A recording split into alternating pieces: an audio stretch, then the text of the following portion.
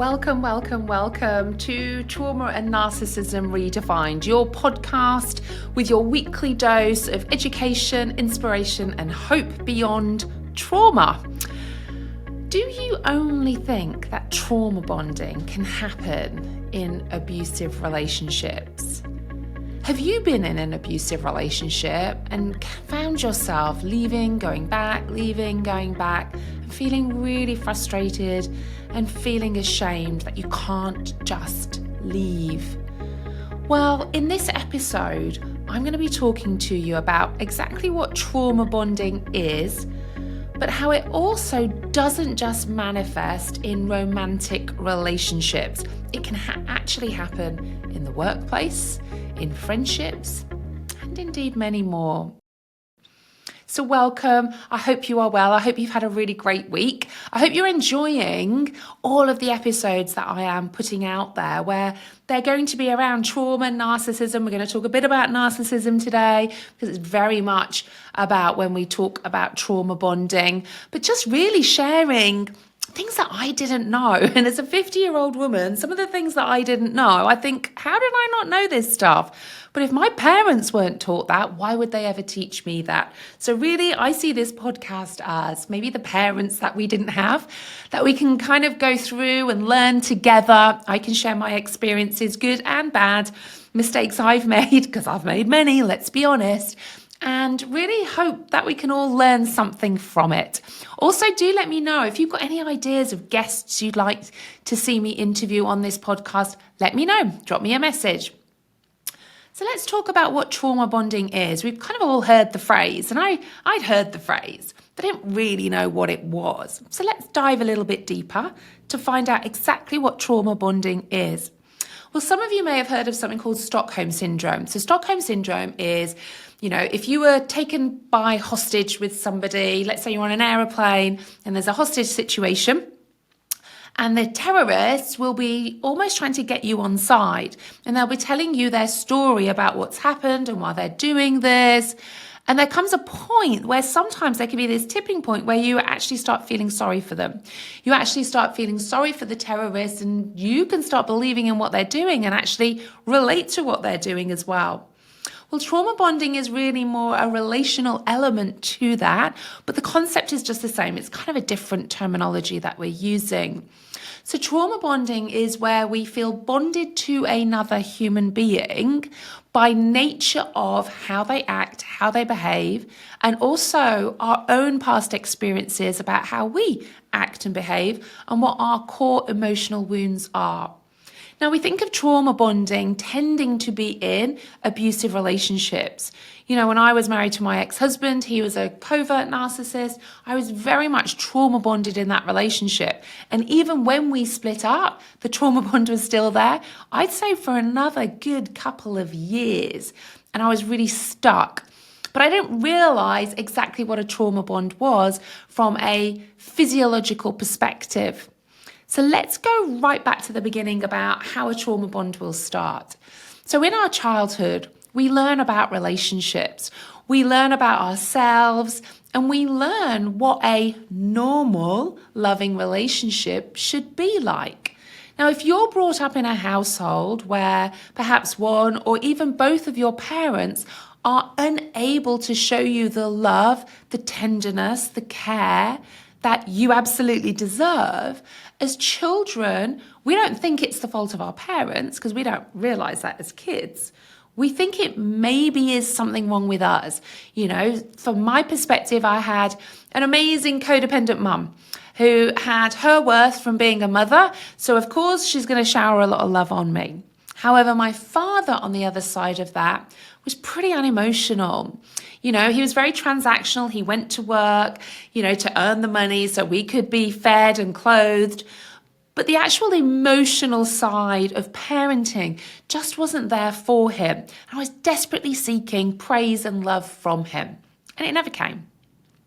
Now, my interpretation of that as a child was, I can't be good enough. I need to do more, be more. Maybe I need to get better grades. I need to show up differently. So as a child, I became this high-achieving, people-pleasing perfectionist. Everything was about that next level, get into the next level. Because if at that next level, surely my father would praise me, love me, show me what I really, really wanted.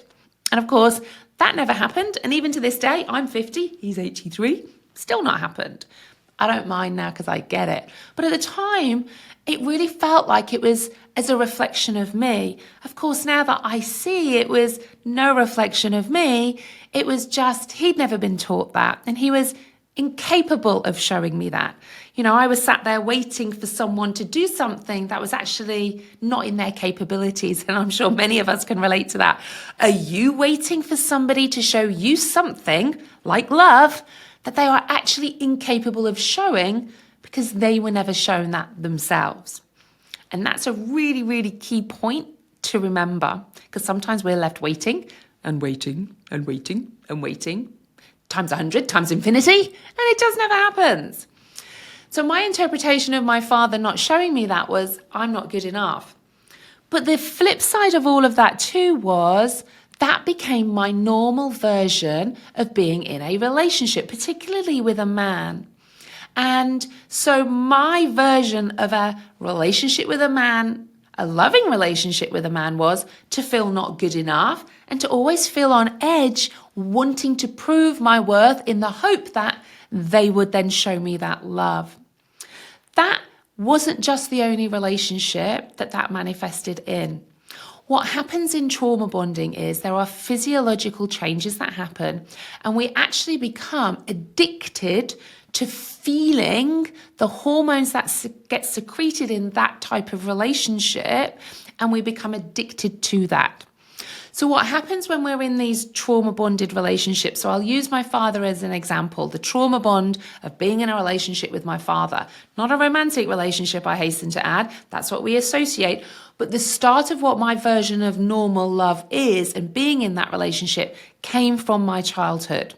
So I would always be striving and seeking approval, affection, praise, love from my father. Now that didn't mean that he didn't show anything. I'd get the odd throw in of a breadcrumb. And in those moments of throwing a breadcrumb, I'd get a surge of dopamine, serotonin, oxytocin, feel-good hormones, because it was, maybe I'm good enough. And it would feel good in the moment because I was getting these few breadcrumbs of love. However, then I might show a report card or say, I've been picked for a school team, or I'm playing for the county in a match. I used to play county tennis and netball. But then that wouldn't come.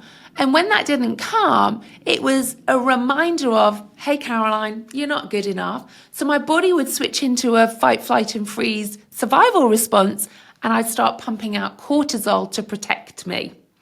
So that meant this cycle of hormone secretion of throwing the breadcrumbs, maybe I'm good enough, the dopamine, serotonin, and oxytocin, to then kind of like not showing me like a well done or I love you, to the cortisol production in my body, protecting me going into a fight, flight, and freeze response.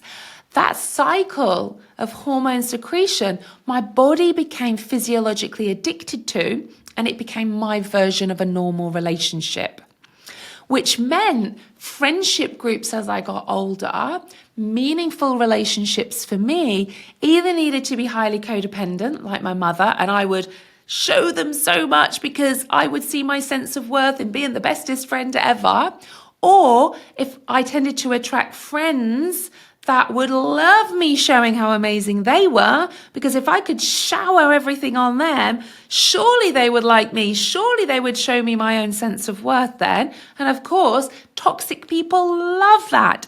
So I tended to, at certain times in my life, attract really toxic friendships because I would be the bestest friend ever. And of course, they would be nice to me in moments. So that would be the dopamine, serotonin, oxytocin rush. But then there would be a phase of devalue. They might ignore me, or maybe I wasn't doing what they needed me to do for them. And then they might not answer, or they might not meet up with me. And I would see that as a reflection of myself, taking me back to my experiences as a child with my father. So I'd produce more cortisol. And there it was. It was like, there it is. This is my normal relationship. So I'd shifted from the relationship with my father to relationships with friendships. And as I got older and obviously I was having romantic relationships, I realized I was also attracting toxic men into my life because I'd be the best girlfriend ever. And of course, they would be saying all the things that I would want to hear at the start of a relationship. Caroline, you're beautiful, you're amazing, you're sexy. All of these things that were like, oh, maybe I am good enough then. Because I didn't know I was good enough just for being who I was. I was never taught that. I needed other people to show me that. And for other people to show me that, I needed to be the best girlfriend, the best friend, the best daughter, the best sister, the best everything. I needed to show people my worth, because then surely if I was the bestest, nicest possible person ever, then they would show me, yes, Caroline, you are good enough. And I could go, I am. Because I didn't know it myself. The problem being with that was the type of people that I was attracting because of the nature of how I was. This perpetual people pleaser, fawning, appeasing, being so nice, having zero boundaries. And what would happen then is they would be really nice to me at the start, saying all the things, filling the hole in my soul. Dopamine, serotonin, oxytocin, there it is. This is what I know. But at some point, there will be silent treatment, ignoring. Maybe I would try and set a boundary and they push back. And at those moments, I would see that as they weren't being as nice back to me. Maybe I'm not good enough. Ripping the scab off my own core wound, me shifting into a fight, flight, freeze survival response, pumping out cortisol in the body. Now, whilst cognitively I could see these were toxic relationships and they weren't right, my body was like, this is normal, this is what we know, this feels safe to us, so we need to stay in these relationships. If somebody had come and plonked Prince Charming in front of me, in my late teens or early 20s, I would have sabotaged that relationship. Because yes, I'd have got lots of nice dopamine and serotonin and oxytocin, but where's the cortisol? I need the cortisol as well. So I would have sabotaged that relationship. I might have caused an argument because I needed then for them to act a certain way, to discard me, to devalue me, so that I could have the cortisol rush too, because my body was physiologically addicted to that. We can often find ourselves in toxic environments in the workplace, and we feel trauma bonded to these workplaces. And the difference being in all of this is we will know this cognitively, consciously, we will know that we're living in toxic cycles within our life. You know, there's always drama. There's always drama in our life. We become trauma bonded to struggle. We're addicted to struggle. Because we're so used to this cycle of dopamine, cortisol. So if we have great times in our life where this is great, and we've got the dopamine rush, we will then seek out how to sabotage that because we need the cortisol rush to go with it. So my question to you is, are you addicted to drama in your life and struggle? Do you find that you keep having moments where things seem calm, things seem even good, but at some point, there's something happens where all of a sudden things go wrong. Self-sabotage starts to come in. It's because your body is physiologically addicted to these hormone secretions. So even if things are going well, you will find a way to make them not go well because your body is craving the cortisol release. So when we talk about trauma bonding and we think about it only in romantic relationships, oh, no. We can be trauma bonded from childhood with our parents. We can be trauma bonded in relationships at work, so workplace. We can be trauma bonded with friendships, and we can be trauma bonded to struggle, addicted to struggle. And if that sounds like you, there's lots that we can do to break the trauma bonds, but it's not easy because it's like coming off a drug, literally.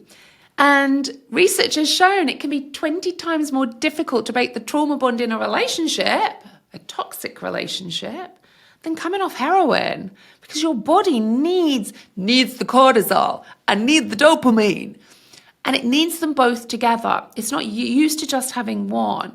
And if we're constantly pumping out more cortisol all the time, that's when it leads to chronic illness and disease. So are you suffering with a chronic illness, IBS, an autoimmune disorder, eczema, psoriasis, alopecia, other skin issues. These are all signs of inflammation in our body caused by perpetual survival and trauma responses that we are living in. And this all goes back to childhood. We're not learned our own sense of worth is simply good enough for being who we are.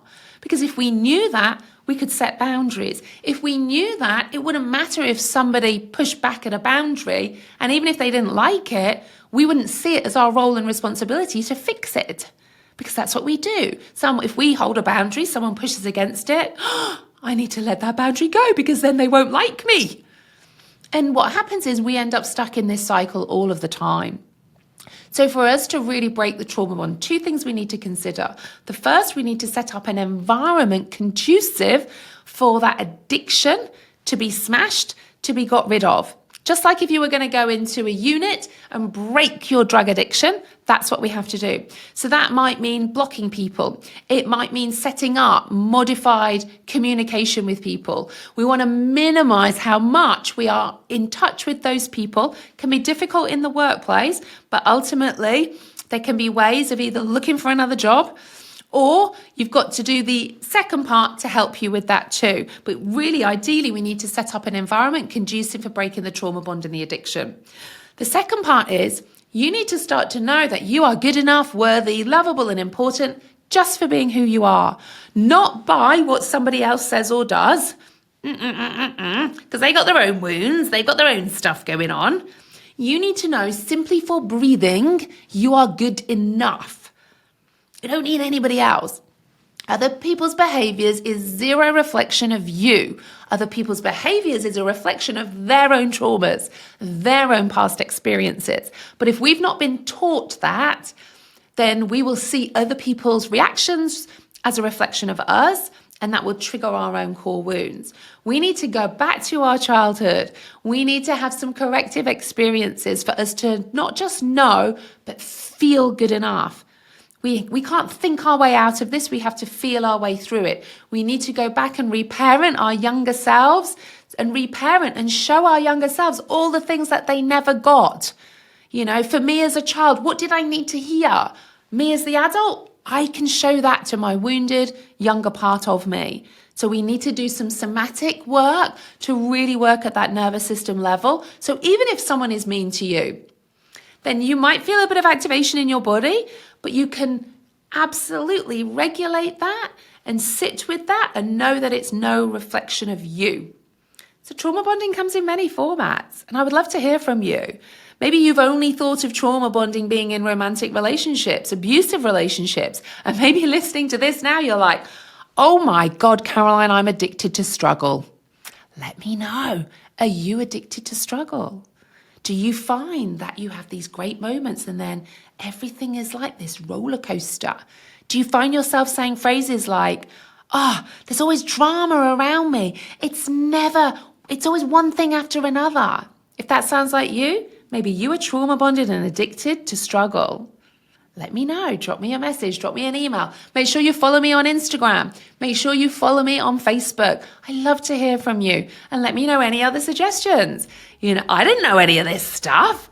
Who teaches you about trauma bonding in schools? Nobody. So I hope it's been a really good education for you in this podcast. And I look forward to seeing you on the next episode of Trauma and Narcissism Redefined.